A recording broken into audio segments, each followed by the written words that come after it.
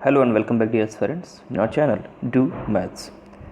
Dear aspirants, current educational scenario में हमने constitution provisions discuss कर लिया है और आज हमारा वेरियस कमीशंस और एक्ट्स का लास्ट वीडियो है। इसके बाद हम गवर्नमेंट स्कीम्स पर स्टडी करेंगे। वेरियस कमीशंस एंड एक्ट्स में आपको ऑलरेडी 2 वीडियो प्रोवाइड किए जा चुके हैं। एक्चुअली 3 वीडियो प्रोवाइड किए जा चुके हैं, ये आपका चौथा वीडियो है। और आपसे उम्मीद की जाती है कि आपने जो कॉन्स्टिट्यूशनल प्रोविजंस का वीडियो देखा है उससे आप कई बार रिवाइज़ करें, क्योंकि उसमें आर्टिकल्स दिए हुए हैं और आर्टिकल्स आपको जल्दी याद नहीं होंगे अगर आप उसे बार बार रिवाइज नहीं करेंगे, और काफ़ी कंफ्यूज करते हैं एग्ज़ाम में। सामने आर्टिकल्स आपके रहेंगे लेकिन आपको लगेगा कि पढ़ा तो आपने है लेकिन श्योर नहीं है आपकी कौन सा इसमें सही है, इसलिए उसे रिवीजन करते रहें। बात करते हैं आज का जो हमारा टॉपिक होगा। देखिए, आज का हमारा टॉपिक जो है वो नेशनल एजुकेशन पॉलिसी पर डिपेंड है। और यह जो पॉलिसी आई है अभी देखिए, एक्चुअली ये ड्राफ्ट में है, अभी ये कानून बना नहीं है। यानी कि हमारे देश में एक समिति का गठन किया गया था 2017 में, और यह समिति जो थी वो एक वैज्ञानिक हैं कृष्णास्वामी कस्तूरीरंगन, इन्हें हम शॉर्ट में के कस्तूरीरंगन भी कहते हैं। तो इनकी अध्यक्षता में हमने एक कमेटी गठित की थी, यानी कि केंद्र सरकार ने। और उनका जो गठित करने का कमेटी उद्देश्य था वो क्या था कि प्राथमिक, माध्यमिक, उच्च शिक्षा में समय के अनुसार जो बदलाव की ज़रूरत महसूस हो रही है, उस ज़रूरत को जानने के लिए, समझने के लिए कि क्या क्या ज़रूरतें हैं, क्या क्या बदलाव होने चाहिए, एक समिति की गठन किया गया था 2017 में बाय द सेंट्रल गवर्नमेंट। और यह जो समिति थी, इस समिति ने अपना 2019 में अपना जो है रिपोर्ट प्रस्तुत कर दिया, दे दिया। और उसमें उसने कई सारे रिकमेंडेशंस दिए हैं कि ये रिकमेंडेशंस हमारी आज की शिक्षा में लानी चाहिए। शिक्षा से हमारा जो टीचिंग सिस्टम है, जो हमारा एजुकेशनल सिस्टम है, इसमें कुछ चेंजेस लाए जाने चाहिए। तो उनके बारे में इन्होंने बताया। देखिए, अभी मैं एक बार फिर से आपको क्लियर कर दूं कि ये ड्राफ्ट है। ड्राफ्ट का मतलब क्या है कि अभी ये कानून नहीं बना है। इट मीन्स अभी ये इफ़ेक्ट में नहीं आया है, अभी सिर्फ ये ड्राफ्ट है और इसे पब्लिक के लिए खोल कर रखा गया है। इट मीन्स कि आप इसके प्रोविजंस पढ़ सकते हैं, और आपको अगर कोई सजेशन अगर लगता है कि देना चाहिए गवर्नमेंट को इसके किसी भी प्रोविजंस के संबंध में या फिर कुछ ऐड करने के लिए भी, तो आप दे सकते हैं। तो ये चीज़ यहाँ पे रखी गई है।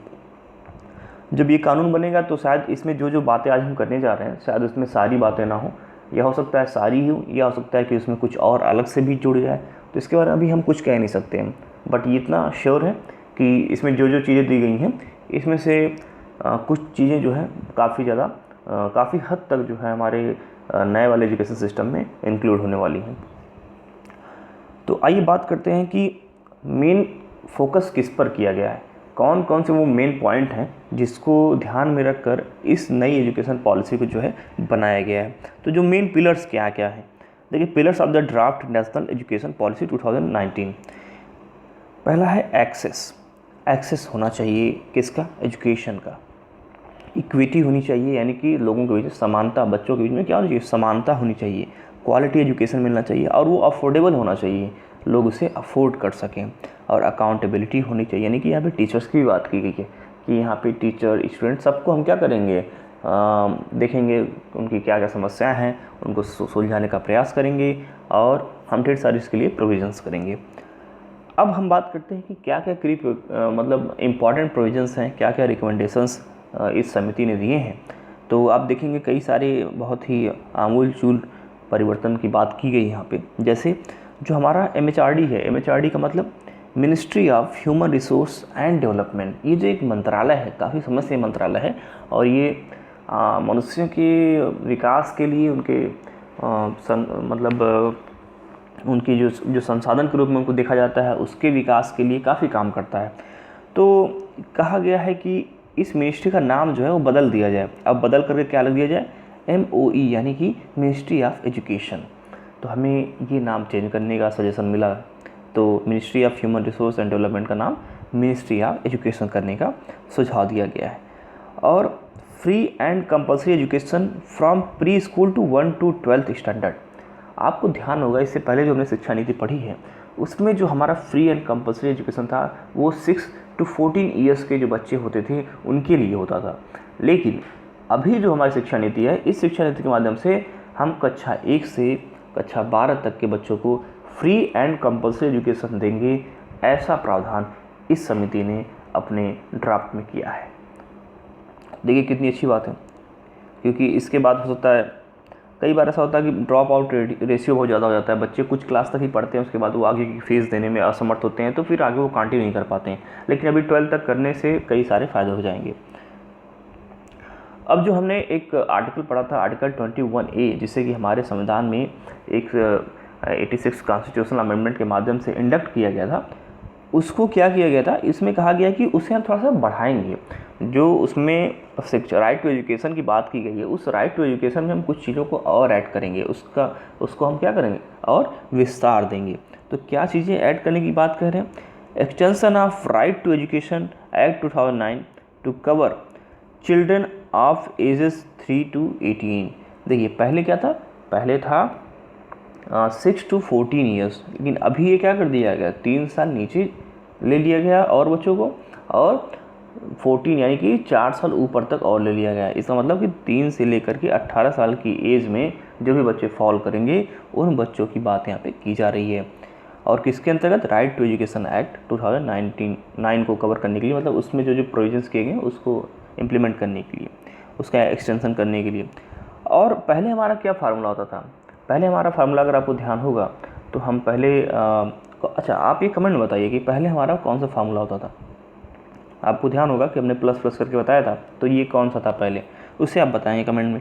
अभी क्या होगा ये फार्मूला? अब ये चेंज करके कर दिया गया है 5 + 3 + 3 + 4, और ये क्या होगा, ये 4 स्टेजेस में। अब जो हमारा एजुकेशन सिस्टम होगा, अगर ये जो प्रोविज़न है अगर ये लागू किया जाता है तो हमारा जो अगला एजुकेशन सिस्टम होगा उसमें क्या होगा कि पहले हम 5 3 + 3 + 4, इट मीन्स पहले हम 5 साल तक कुछ पढ़ाई करेंगे, फिर 3 साल तक कुछ पढ़ाई करेंगे, फिर 3 साल तक कुछ पढ़ाई करेंगे, फिर 4 साल तक कुछ पढ़ाएंगे। यानी कि हमारे ये 4 स्टेजेस में हमारी पढ़ाई कंप्लीट होने वाली है। और curricular and pedagogical structure based on the cognitive and socio emotional. तो कॉग्निटिव मतलब होता है कि कितना जल्दी क्षमता आपके पास है किसी चीज़ को समझने की, तो इसका मतलब ये हो गया। तो एक बच्चे की कॉग्निटिव जो स्किल होती है उसके बारे में बात कर रहे हैं। देखिए developmental stages of the children, कौन कौन से डेवलपमेंटल स्टेज हैं जो 4 की बात हम कर रहे हैं, वो कौन कौन से? देखिए फाउंडेशनल स्टेज जो कि हम 3 वर्ष से लेकर के 8 वर्ष की बात करेंगे, यानी कि जो हमारा 3 से 8 वर्ष के बीच का बच्चा रहेगा वो किस स्टेज में आएगा? वो फाउंडेशनल स्टेज में आएगा। और इस स्टेज में उसे क्या पढ़ना है? देखिए पहली बात तो उसे 3 साल जो है प्राइमरी में बिताना है, और 3 साल प्राइमरी बिताने के बाद वो 1st and 2nd स्टैंडर्ड में जाएगा। इट मीन्स 3 साल प्राइमरी के एंड 1 and 2 स्टैंडर्ड जो है ये अपना 2 साल ये हो गया। It means total 5 year. देखिए 3 to 8 it means 5 years of इस एजुकेशन। और ये कौन सा स्टेज रहेगा? ये फंडामेंटल स्टेज रहेगा। इसके बाद जो आएगा वो आएगा प्रीपरेटरी स्टेज। इट मीन्स ये 8 साल से लेकर के 11 साल के बच्चों के लिए होगा प्रीपरेटरी स्टेज जो होगा। और इसमें हम क्या कवर करेंगे ग्रेड 3 से ग्रेड 5 तक। और जब ये हो जाएगा तो हम कहेंगे ठीक है, अभी बच्चे की एज क्या हो गई, 11 साल हो गई, और अब बच्चा 5वीं कक्षा तक क्या हो गया, पास हो चुका है। इसके बाद जो आता है मिडिल स्टेज आपका आता है, जो कि 11 ईयर्स से लेकर के 14 ईयर्स के बच्चों के लिए होगा। और इसमें हम ग्रेड जो है 6 से 8 तक कवर करेंगे। तो ये चीज़ देख लीजिए। उसके बाद लास्ट जो स्टेज आएगी वो आएगी सेकेंडरी स्टेज, जो कि 14 से 18 ईयर्स के बच्चों के लिए होगी। और इसमें हम जो है 9 to 12 तक के स्टैंडर्ड को कवर कर लेंगे। तो ये हमारा अब जो सिस्टम होने वाला आगे का, अगर ये लागू होता है ड्राफ्ट, तो ये ऐसा हमें दिखेगा। तो आप अपने पढ़ाई की है पिछले वाले स्टैंडर्ड पे, जो कि आपको कमेंट में बताना है। आप सोचिए कि कल को जो हमारी अगली पीढ़ी होगी वो इस स्टैंडर्ड में पढ़ाई करेगी, तो कितना अलग सा अनुभव रहेगा उनके लिए, और आपके लिए भी बदलाव को देखते हुए कि किस प्रकार से आपके सामने बदलाव हो रहे हैं। आइए बात करते हैं कुछ और प्रोविजंस की जो इस समिति ने रिकमेंड किए हैं। राष्ट्रीय शिक्षा आयोग की स्थापना करने का प्रस्ताव दिया गया है कि एक नेशनल एजुकेशन कमीशन का गठन किया जाएगा। किस लिए किया जाएगा? To enable a holistic and integrated implementation of all educational initiatives and programmatic interventions and to coordinate, देखिए to coordinate effort between the centre and state. तो सीधा मतलब इसका देखिए ये है कि हम राष्ट्रीय शिक्षा आयोग की स्थापना इसलिए करना चाह रहे हैं ताकि जो शिक्षा का जो क्षेत्र है इसमें एक व्यापक, एक होलिस्टिक और इंटीग्रेटेड जो इनिशिएटिव जो भी कुछ लिए जाते हैं, कोई नया कदम लिया जा रहा है, कोई प्रोग्राम उसको चलाना है, कोई प्रोग्राम इम्प्लीमेंट करना है, या फिर सेंटर या स्टेट के बीच में सहयोग करना है, तो शिक्षा के क्षेत्र में जो भी काम करना है, कोई नए कदम सेंटर स्टेट के बीच में सहयोग करना है, किसी योजना को लागू करना हो, तो ये सब चीज़ जो है कौन डील करेगा? ये डील करेगा नेशनल एजुकेशन कमीशन, यानी कि राष्ट्रीय शिक्षा आयोग। तो ये प्रस्ताव यहाँ पे दिया गया है। स्थापना की बात की गई, तो अगर ये लागू होता है तो एक ऐसा आयोग हमें देखने को मिल सकता है। अब हम बात करते हैं कि सिर्फ इसी प्रकार की बॉडी नहीं, बल्कि वैज्ञानिकता को भी बढ़ावा देने के लिए कुछ ऐसी बॉडीज़ का भी क्या किया जा रहा है, मतलब प्रोविज़न किया गया है उनको इस्टेब्लिश करने का, जो हमारे देश में जो एक साइंटिफिक कल्चर होता है उसको डेवलप करेंगे। For example national research foundation की भी स्थापना करने का प्रस्ताव दिया गया है। अब रिसर्च एक अपने आप में वैज्ञानिक कार्य है कि आप किसी चीज़ पर रिसर्च करते हैं, फिर नई चीज़ें खोज करके निकालते हैं। To create a strong research culture and build research capacity across higher education. हमारे देश में जो रिसर्च कल्चर है उसे क्या करना है? बढ़ाना है, बड़ा करना है, व्यापक करना है, सब तक पहुंचाना है, और साथ ही साथ हमें क्षमता को बढ़ाना, जो हमारा हायर एजुकेशन है उसमें रिसर्च क्षमता को बढ़ाना है। तो इस बात पे भी ध्यान दिया गया है। और साथ ही साथ आपने यूजीसी का नाम बड़ा सुना होगा। यूजीसी जो आपके ग्रेजुएशन के लेवल पर एग्ज़ाम्स को देखती है, तो इसका आपने बहुत ज़्यादा नाम सुना होगा। तो अभी ये जो यूजीसी यानी कि यूनिवर्सिटी ग्रांट कमीशन, इसको जो है नाम बदल करके इसका कर देंगे हम HEGC, it means higher education grant commission. तो ये भी एक प्रस्ताव है। तो कल को अगर आप यूजीसी की जगह पर आपको HEGC मिले तो आप उसमें आश्चर्यचकित मत होइएगा, क्योंकि आप यहाँ पे क्या कर रहे हैं? क्लासेस अटेंड कर रहे हैं। अब बात करते हैं national higher education regulatory authority will be only regulator for all higher education including professional education. तो एक national higher education regulatory authority होगी। ये क्या करेगी? ये जो जितने भी उच्च शिक्षा के जितने भी पहलू होंगे, कोई भी कार्य होगा उच्च शिक्षा में, तो उनको रेगुलेट करने का काम कौन करेगा? National higher education regulatory authority. It means ध्यान रखिएगा, सिर्फ किसके लिए? सिर्फ हायर एजुकेशन के लिए। तो ये उनको रेगुलेट करने का कार्य करेंगे, तो इसे भी आप ध्यान रखेंगे। अब बात करते हैं हम इन हायर एजुकेशन। देखिए हमारा हायर एजुकेशन होगा, उसका क्या करेंगे हम? Restructuring of higher education institutions with 3 types of higher education institutions is proposed. जो हमारा हायर एजुकेशन है उसका हम क्या करेंगे? फिर से उसको रीस्ट्रक्चर करेंगे, मतलब फिर से उसको हम गठित करेंगे, और गठित करके हम क्या करेंगे? उसको 3 टाइप्स के हायर एजुकेशन में डिवाइड करेंगे। तो अब हमारे देश में अगर ये लागू होता है तो 3 प्रकार के हायर एजुकेशनल इंस्टीट्यूशंस हमें मिलेंगे। कौन कौन से वो 3 प्रकार के? टाइप 1, देखिए टाइप 1 क्या करेगा? Focused on world class research and high quality teaching. World class research पे फोकस करेगा और बेहतरीन से बेहतरीन, it means high quality teaching पर भी ये क्या करेगा? फोकस करेगा कि एक बेहतरीन से बेहतरीन टीचर क्या हो? उपलब्ध हो, टीचिंग उपलब्ध हो। दूसरा जो टाइप 2 इंस्टीट्यूशंस होंगे वो क्या करेंगे? Focused on high quality teaching across disciplines with significant contribution to research. देखिए वो बिल्कुल डिसिप्लिन के साथ जो हाई क्वालिटी टीचिंग है उसको क्या करेंगे? वो फोकस करेंगे उस पर, और साथ साथ बहुत ही सिग्निफिकेंट कंट्रीब्यूशन, इट मीन्स बहुत अच्छे अमाउंट में रिसर्च पर भी क्या करेंगे? वो फोकस करेंगे। और टाइप 3 के क्या होंगे? वो करेंगे high quality teaching focused on under graduate education. जो अंडर ग्रेजुएट एजुकेशन है उस पर बहुत ही अच्छे तरीके से टीचिंग को फोकस किया जाएगा। तो ये हमारे 3 टाइप के जो हैं क्या है, जो हायर एजुकेशनल इंस्टीट्यूशंस होंगे वो दिखाई देंगे आने वाले समय में। अब बात करते हैं, देखिए restructure undergraduate program of 3 और 4 ईयर्स ड्यूरेशन। जो हमारे अंडर ग्रेजुएट प्रोग्राम है, जैसे आप BA करते हैं, BSc करते हैं, BBA करते हैं, BCom करते हैं, तो ये क्या होता है? 3 ईयर्स होते हैं। लेकिन इसी प्रकार से आप BTech करेंगे तो वो 4 ईयर होगा। तो लेकिन है ये सारे ही क्या है? ग्रेजुएशन के रूप में कंसिडर किए जाते हैं। तो वही कहा जा रहा है कि जो अंडर ग्रेजुएट जो प्रोग्राम्स है जो 3 या 4 ईयर्स के होंगे उनको हम रीस्ट्रक्चर करेंगे। अब उनका हम सेफ चेंज करेंगे, तो हम उसमें ईयर भी चेंज कर दें कि 3 साल का ना होकर 4 साल का होगा, या फिर हम 2.5 साल या 2 साल कर दें। तो वो क्या होगा अभी उसके बारे में जानकारी ज़्यादा नहीं है, लेकिन उसे रीस्ट्रक्चर करने की बात की गई है, या उसके सिलेबस इत्यादि को चेंज किया जाए, कुछ भी किया जाएगा। Minimum degree qualification required for teachers will be BEd which will be on integrated 4 years program. देखिए, अगर आप एक अध्यापक बनना चाहते हैं, एक टीचर बनना चाहते हैं, तो आपके लिए सबसे जो मिनिमल यानी सबसे ज़रूरी, सबसे कम से जो योग्यता होनी चाहिए वो ये होनी चाहिए कि आप बीएड कर रखे हों। और साथ में साथ ये भी ध्यान रखेंगे कि जो ये समिति रिकमेंड करती है वो ये है कि 4 साल का एक इंटीग्रेटेड प्रोग्राम होगा। इट मीन्स इंटीग्रेटेड, उसमें हो सकता है ग्रेजुएशन प्लस बीएड हो, ऐड कर दिया जाए, तो उसे हम इंटीग्रेटेड कहेंगे। अब आप ध्यान रखेंगे कि इस समय आप अगर बीएड क्वालिफाई कर लेते हैं एंट्रेंस एग्ज़ाम को, तो आप 2 साल में ही कवर कर लेंगे, 2 साल में आप एक टीचर बनने की योग्यता को धारण कर लेंगे। तो सोचिए, अगर इस बार एंट्रेंस एग्ज़ाम से चूकते हैं तो आगे, और ये पॉलिसी अगले साल ही लागू हो जाती है, तो फिर आपके साथ क्या होगा। इसलिए ज़रूरी है इसी बार मेहनत करें और इस एग्ज़ाम को, एंट्रेंस एग्ज़ाम को क्या करें, क्रैक करें, और 2 साल में ही टीचर बनने की योग्यता को ले लें। तो बहुत ही इम्पॉर्टेंट है, इसीलिए आपको ये नेशनल पॉलिसी ऑन एजुकेशन पढ़ाया जा रहा है, ताकि आप समझ जाएं कि आगे चेंजेस किस प्रकार से आने वाले हैं और उससे सतर्क होकर के अपनी तैयारी करें।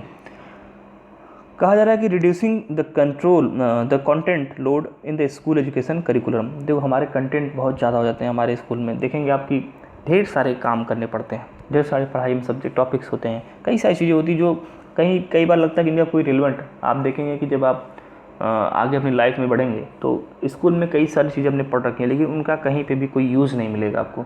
तो वो सब चीज़ें जो होती हैं उनको थोड़ा सा क्या किया जाए, रिड्यूस किया जाए, कम किया जाए, इसके बारे में भी बात करता है ये जो है ड्राफ्ट। और 1-2 पॉइंट का देख लेते हैं, बस ये कंप्लीट ही होने वाला। उसके बाद हम थोड़ा सा एक चीज़ पे, इंपॉर्टेंट चीज़ पे डिस्कस करेंगे। Public and private institutions should be treated as equals, एक समान ट्रीट किए जाएंगे, पब्लिक हो चाहे प्राइवेट हो। And education should remain a not for profit activity. तो एजुकेशन क्या होगा, एक नॉट फॉर, मतलब कि ये एक लाभकारी जो है कार्यक्रम नहीं रहेगा, ये वैसे ही रहेगा अलाभकारी, यानी कि नॉट फॉर प्रॉफिट, इसमें प्रॉफिट वाला काम नहीं होगा। Promote Indian and classical language and set up 3 new national institute for प्राकृतिक, पाली, पर्शियन। कहा जा रहा है कि जो इंडियन और क्लासिकल लैंग्वेज है उन्हें क्या कीजिए, हम प्रमोट करें, उन्हें हम प्रोत्साहित करें, लोगों को प्रोत्साहित करें कि आप इंडियन क्लासिकल जो लैंग्वेज, इंडियन या एंड क्लासिकल जो लैंग्वेज हैं उनको क्या करें, सीखें आप, ये हम प्रमोट करने का कह रहे हैं।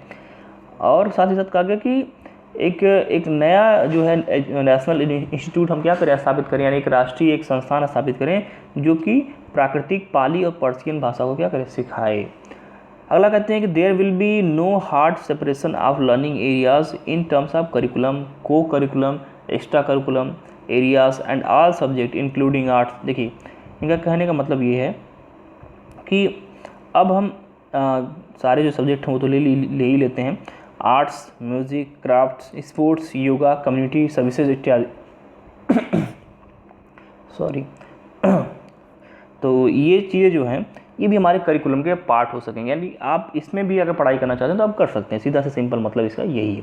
अब हमारी चीज़ें बस कुछ सब्जेक्ट्स तक ही सीमित नहीं रहेंगी, बल्कि आप किसी और भी फील्ड में आप पढ़ाई करना चाहते हैं, तो आप आर्ट में पढ़ाई करना चाहते हैं, आप म्यूज़िक में पढ़ाई करना चाहते हैं, आप क्राफ्ट में करना चाहते हैं, स्पोर्ट्स में करना चाहते हैं, तो वो चीज़ें भी आप आराम से कर सकते हैं, ये भी चीज़ें अवेलेबल रहेंगी। हाँ, तो जो मेन इंपॉर्टेंट बात मैं आपसे कहने वाला था वो क्या था कि देखिए, एक 3 लैंग्वेज फार्मूला जो काफ़ी इस पर डिबेट हुआ था, इसके बारे में थोड़ा सा आपको मैं बता दूं कि ये क्या था, आप इसे जान लें कि 3 लैंग्वेज मामले में क्या बात थी और क्यों इस पर डिबेट हुआ था।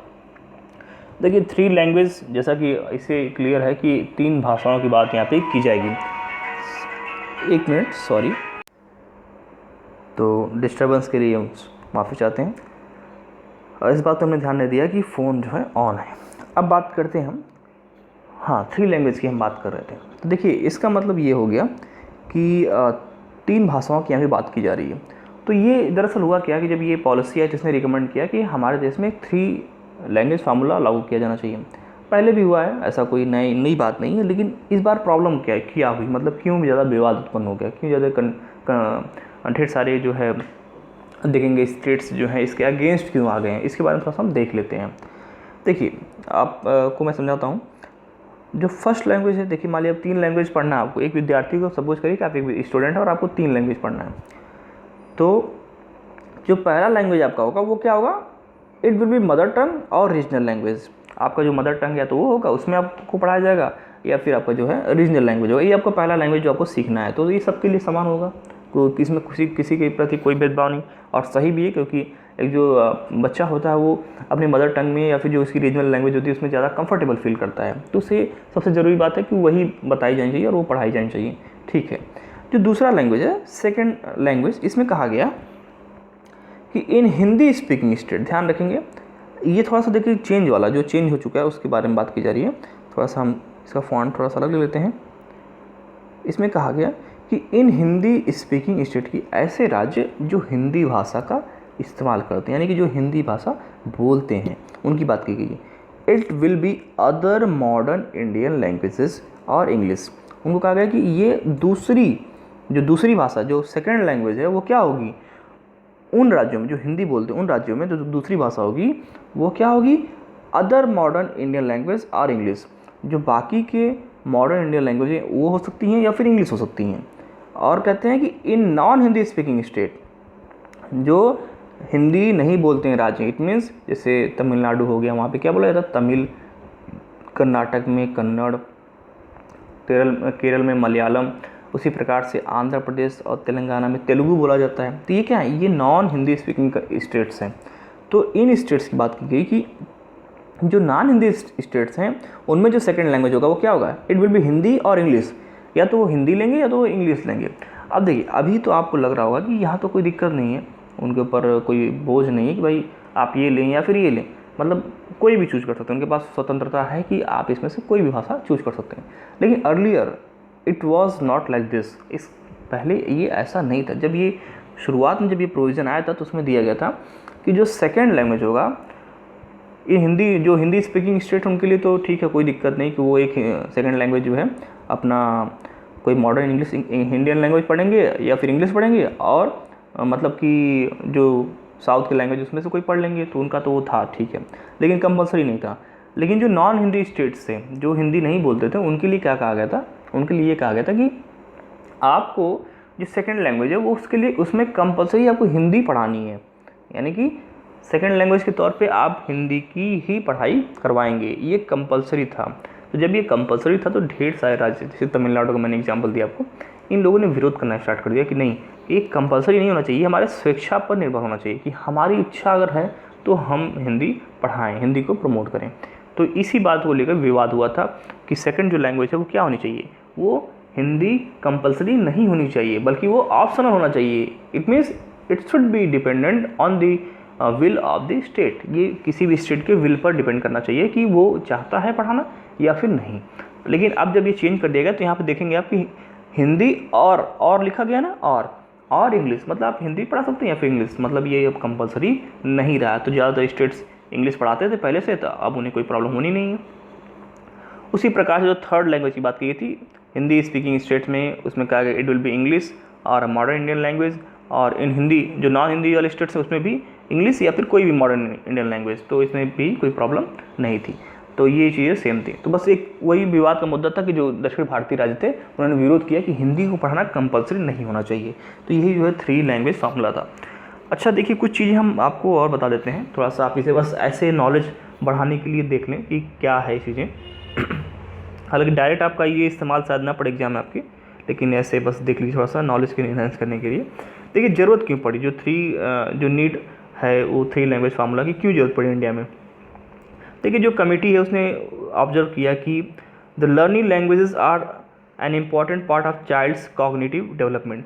जो बच्चा होता है उसे सोचने समझने की क्षमता जो होती है, विकास जो होता है, उसका एक बहुत इंपॉर्टेंट एस्पेक्ट होता है कि वो जब किसी भाषा को सीखता है तो इस चीज़ पर बहुत ही क्या होता है, प्रभाव पड़ता है, उसे सीखने समझने की क्षमता पर बहुत प्रभाव पड़ता है इस वजह से। और कहा कि primary aim is to promote multilingualism and national harmony. जो मल्टी लिंग्विलिज्म है इसका मतलब कि आप कई सारी भाषाएं बोलें, इस चीज़ को प्रमोट करने की बात कही गई। एंड नेशनल हारमोनी, देखिए इस बात पे ध्यान रखें, नेशनल हारमोनी की बात की गई है। इसका तात्पर्य है कि देश में एक प्रकार की जब भाषा होगी तो शायद लोग आपस में एक दूसरे से ज़्यादा क्या करेंगे, कनेक्टेड महसूस करेंगे। Other part of the country में जा कर के लोग बहुत ज़्यादा एक फॉरेनर वाली फीलिंग नहीं आएगी कि हम फॉरेन से आए हैं, क्योंकि उनकी भाषा समझ नहीं पा रहे हैं, अब वो हमारी नहीं समझ पा रहे हैं। लेकिन अगर एक भाषा जो होगी पूरे देश में लोगों द्वारा बोली और समझी जाती होगी, other than the language regional languages, तो क्या होगा कि आप पूरे देश में एक एकजुटता का भाव देखेंगे आप। तो इस बात को भी ध्यान रखा गया कि जो नेशनल हार्मोनी है उसको भी प्रमोट हम कर पाएंगे अगर 3 लैंग्वेज फार्मूला हम लाते हैं। इसी प्रकार से इशूज़ इन इम्प्लीमेंटेशन, जो हमारे इशूज़ मिलेंगे, जो जब इस बात को हम लागू करेंगे तो हमारे सामने क्या क्या समस्याएं आएंगी उसके बारे में बात की गई है। देखिए, the states like Tamil Nadu, Puducherry, Tripura were not ready to teach Hindi and Hindi speaking states did not include any South Indian language in their school curriculum. देखिए, जो तमिलनाडु, पुडुचेरी, त्रिपुरा जैसे राज्य थे, ये रेडी नहीं थे कि वो हिंदी अपने स्टेट में पढ़ाएं।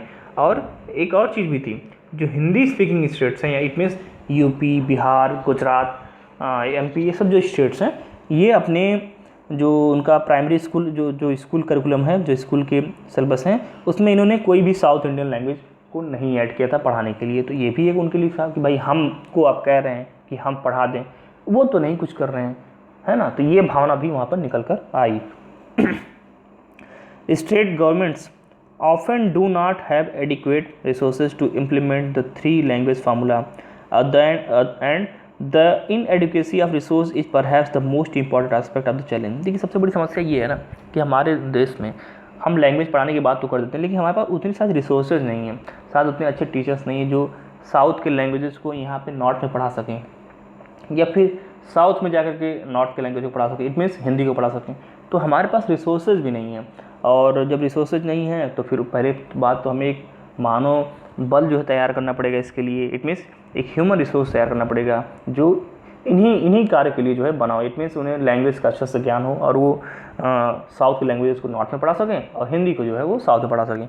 तो इस चीज़ को भी हमें क्या करना पड़ेगा, पहले तैयार करना पड़ेगा। तो हमारे लिए भी चुनौती है, क्योंकि हमारे पास अभी मौजूद नहीं है।